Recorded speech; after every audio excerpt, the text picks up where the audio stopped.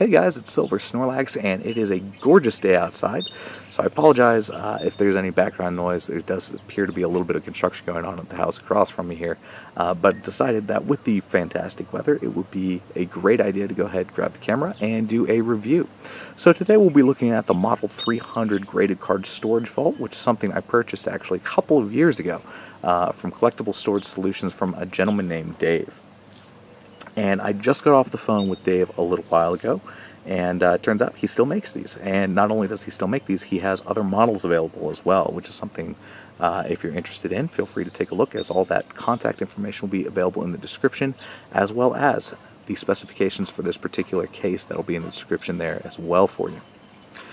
So let's go ahead and talk about the case itself. This particular case is an SKBI series case, which is on par with what the U.S. military uses. As a matter of fact, I believe it's the same stuff the U.S. military uses in order to protect their equipment when they're out in the field.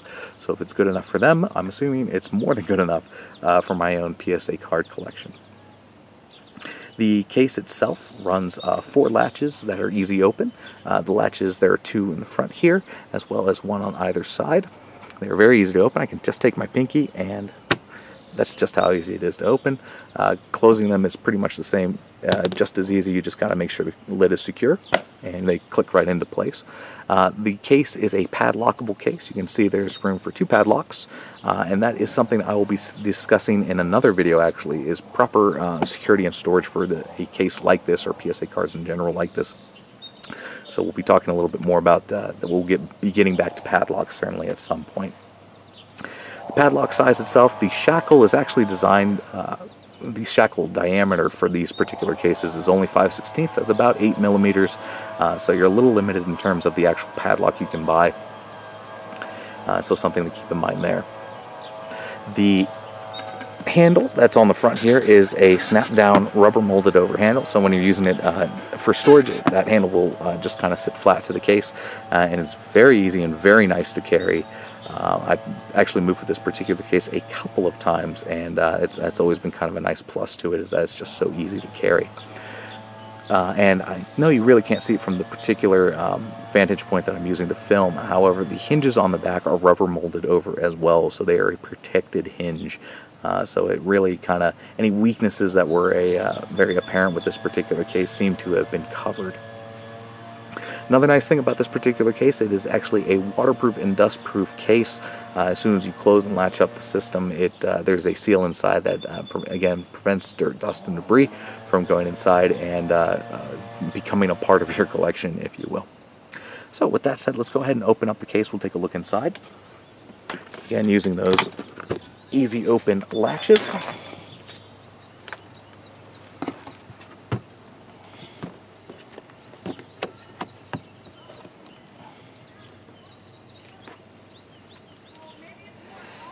And there we go. So this is the inside of the case. The case uses a very high density foam on the base here to secure the cards themselves.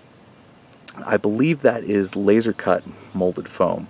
I believe Dave is the one who does that work to actually cut the actual rows for the cards themselves. They're made to hold up to 400 of the old style PSA slabs.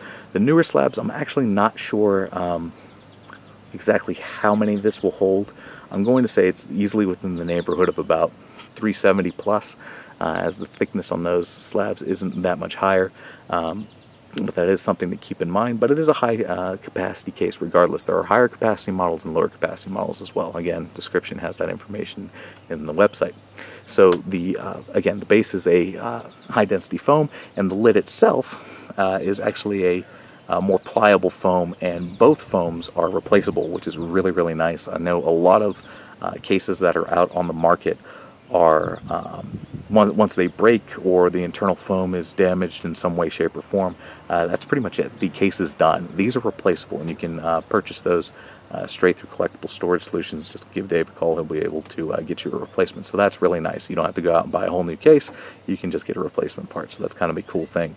Additionally, the actual case itself has a lifetime warranty from manufacturer. So that's a cool thing as well. So something to look at if you're looking at something that is incredibly durable and you're looking for something that is long-term for your particular collection. So let's talk a little bit more about functionality with this particular case. Obviously, this is made for graded cards. However, with my own experience and my own dealings with my own collection, I can tell you right now, in addition to holding hundreds of PSA slabs, it will hold other graded slabs, whether that be Beckett or another company that you like to grade with, that will hold them as well. I can also store card saver ones in here, as well as magnetic one touches and screw downs, and my favorite part, and a huge plus for the Pokemon trading card community, is that this will hold top loaders as well. And it won't just hold a handful of top loaders, it will hold thousands of top loaders. I don't have an exact figure on that, and if I get a chance I'll throw that in the description, but this thing holds thousands of top loaders. So if you're a guy who likes to collect and use top loaders, and I know a lot of folks out there who collect Pokemon are, this may be a direction you want to head, as this offers kind of maximized security, as top loaders allow for a lot of damage from both water, moisture, and dust as well. So that's kind of a cool thing. They will all fit in the case, so that's a really nice thing. That foam lid on the top there does not damage. As a matter of fact, I have card saver ones kind of sticking up in the back here. I don't know how well you can see, but I actually have them sticking up in vertical, and these are completely undamaged. Additionally, here are my top loaders. These are just empty top loaders. They're sitting in the back. They sit real low in the actual case itself. Once that foam lid comes down, it kind of helps secure them in place. If you need an additional layer of foam, I use these. These are monster pads, or foam pads. You can use those as well.